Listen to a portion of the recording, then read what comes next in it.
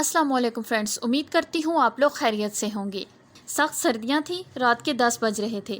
لوگ اپنے اپنے گھروں میں گرم لحافوں میں بیٹھے ہوئے تھے، لیکن پولیس کی ایک گاڑی میں موجود ایک آفیسر اور ان کے 4 ساتھی اپنے فرائض کی ادائیگی کے لیے سڑکوں پر گشت کر رہے تھے۔ اچانک آفیسر کی نگاہ ایک آدمی پر پڑی جس نے ہیٹ اور اوور کوٹ پہن رکھا تھا۔ وہ ان کی گاڑی کی روشنی پڑتے ہی ایک گلی میں گھس گیا، جس پر آفیسر کو شک ہوا کہ وہ واقعی کوئی مجرم ہے۔ آفیسر نے ڈرائیور سیٹ پر موجود سپاہی سے کہا، اس طرف گاڑی لے چلو جہاں وہ آدمی گیا ہے۔ یس سر، ڈرائیور نے کہا اور گاڑی کا رخ اس جانب کر دیا۔ ذرا دیر بعد ان کی گاڑی اس گلی میں آ گئی۔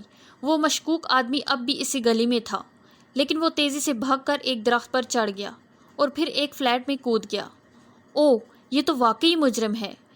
گاڑی وہاں کھڑی کرو، ہم اسے پکڑتے ہیں، آفیسر نے کہا۔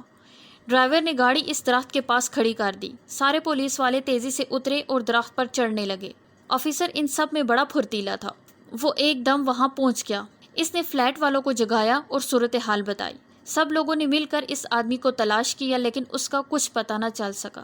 وہ فرار ہو چکا تھا۔ آفیسر نے فلیٹ والوں سے کہا، آپ لوگ محتاط رہنا، اگر وہ آئے تو فوری ہمیں اطلاع کر دینا۔ کچھ دیر بعد پولیس پارٹی روانہ ہو گئی۔ آفیسر اس بات کا بڑا افسوس کر رہا تھا کہ وہ اس کے ہاتھوں سے بھاگ نکلا۔ اگلے روز آفیسر پولیس اسٹیشن میں بیٹھا ہوا تھا کہ ایک شخص آیا اور بولا، آفیسر، ہمارے پڑوسی کو قتل کر دیا گیا ہے۔ میں نے اپنے فلیٹ سے اس کی لاش دیکھی۔ اوہ، کس نے قتل کیا؟ آفیسر جلدی سے بولا۔ یہ تو میں نہیں بتا سکتا، میں تو سو کر اٹھا تو دیکھا کہ وہ مردہ حالت میں پڑا ہے۔ میں وہاں گیا ہی نہیں، سیدھا آپ کی طرف آ گیا۔ تمہارا نام کیا ہے؟ آفیسر نے پوچھا۔ میرا نام لہری ہے۔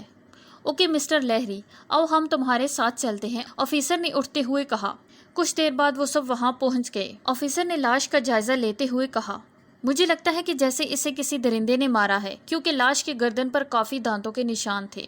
یس سر، یہ نشان تو بہت واضح ہے، ایک سپاہی نے کہا۔ اوکے ہوپر، تم یہاں کے معاملات دیکھنا اور تفصیلی رپورٹ بنا کر مجھے دینا، میں لاش کو لے کر جا رہا ہوں، آفیسر بولا۔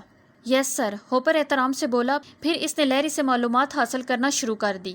کچھ ہی دیر بعد وہاں ایک بوڑھا آدمی آیا اور بولا، میرا نام میکس ہے، میں بھی کچھ کہنا چاہتا ہوں۔ جی مسٹر میکس، ضرور کہیں، ہوپر بولا۔ میں بھی یہی ایک فلیٹ میں رہتا ہوں۔ میں نے رات میں ایک شخص کو دیکھا تھا جس نے پینٹ اور اوور کوٹ پہن رکھا تھا، وہ ڈراکولا تھا، مسٹر میکس نے بتایا۔ تو ہوپر حیرت سے ان کی شکل دیکھنے لگا اور بولا، یہ آپ کیا کہہ رہے ہیں؟ میں بالکل ٹھیک کہہ رہا ہوں، مجھے شک ہے یہ قتل بھی اس نے کیا ہے، مسٹر میکس نے کہا۔ اوکے، یہ تو معاملہ کچھ اور ہی دکھائی دے رہا ہے۔ بہرحال آپ کا بیان میں نوٹ کر رہا ہوں، ہوپر نے کہا اور ان کا بیان لکھ لیا۔ پھر اس نے پولیس اسٹیشن پہنچ کر وہ رپورٹ آفیسر کو پیش کی تو وہ بھی حیران و پریشان ہو گیا اور بولا، اگر مسٹر میکس کا بیان درست ہے تو یہ بڑی خطرناک بات ہے، کوئی ڈراکولا ہمارے شہر میں گھوم رہا ہے۔ تم نے مسٹر میکس کو چیک کر لیا تھا؟ ان کی ذہنی حالت تو ٹھیک ہے؟ آفیسر نے ہوپر سے پوچھا۔ یس سر، میں نے اس بات کی تصدیق کئی لوگوں سے بھی کی، ہوپر نے جواب دیا۔ آفیسر نے ایک گہرا سانس لے کر سوچا اور پھر اس نے فون پر ہیڈ آفس میں یہ بات بتا دی تاکہ وہاں سے تمام پولیس اسٹیشن کو ڈریکولا کے متعلق بتا دیا جائے۔ ہیڈ آفس سے اسے ہدایت دی گئی کہ وہ اپنے علاقے کی کڑی نگرانی کریں۔ رات کے وقت ایک بار پھر پولیس پارٹی گشت پر روانہ ہو گئی۔ آفیسر سمیت تمام پولیس اہلکاروں کی نگاہ صرف ڈریکولا کو تلاش کر رہی تھی۔ وہ رات گزر گئی۔ اس سے اگلی رات پولیس پارٹی گشت پر تھی کہ انہیں وہ ڈریکولا نظر آ گیا۔ وہ تیزی سے بھاگتا ہوا ایک گلی میں گھس گیا تھا۔ جلدی چلو اس کے پیچھے، آفیسر نے ڈرائیور کو ہدایت کی اور ڈرائیور نے گاڑی کی رفتار تیز کر دی۔ اس گلی میں پہنچ کر ان سب نے ڈریکولا کو دیکھ لیا تھا۔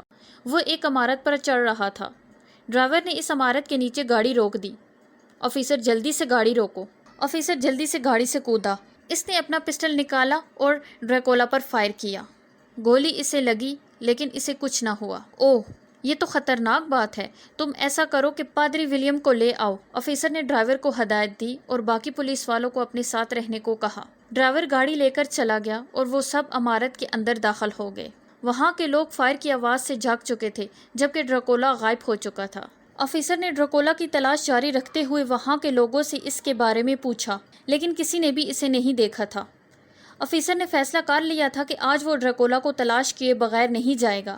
اسے ڈر تھا کہ اگر وہ لوگ چلے گئے تو وہ ڈریکولا پھر کسی کو قتل نہ کر دے۔ کچھ دیر بعد ڈرائیور پادری کو لے کر آ گیا۔ وہ ایک نیک شخص تھا۔ آفیسر نے اسے ساری صورتحال سے آگاہ کیا۔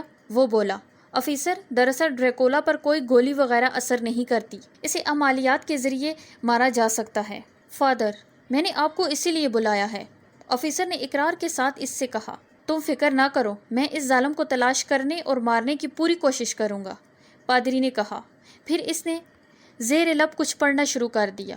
ذرا دیر بعد اس نے ادھر ادھر پھونک ماری تو دور سے کسی کے چیخنے کی آواز آئی۔ پادری نے اس جانب اشارہ کرتے ہوئے آفیسر سے کہا، وہ اس طرف ہے۔ وہ سب تیزی کے ساتھ اس جانب چلے گئے۔ پادری مسلسل زیر لب کچھ پڑھ رہا تھا۔ وہ جب بھی پھونک مارتا چینخ کی آواز آتی۔ وہ پادری سے خوفزدہ تھا۔ اس نے پادری پر چھلانگ لگائی، لیکن آفیسر اس طرح کی صورتحال کے لیے تیار تھا۔ اس نے ڈریکولا کو راستے میں ہی گرا دیا۔ ڈریکولا نے آفیسر کو پکڑ لیا اور اس کی گردن پر اپنے دانت جمانا چاہے، لیکن آفیسر نے سخت مزاحمت کی۔ اس کی وجہ سے ڈریکولا اپنی کوشش میں ناکام رہا۔ ان کی کشمکش جاری تھی کہ پادری نے ڈریکولا پر پھونک ماری۔ اسے شدید جھٹکا لگا، ساتھ ہی تکلیف کی وجہ سے وہ زور سے چینخا۔ پادری نے کچھ پڑھ کر ایک بار پھر اس پر پھونک ماری تو اس کی گرفت ڈھیلی پڑ گئی۔ آفیسر نے خود کو اس کی گرفت سے آزاد کروایا۔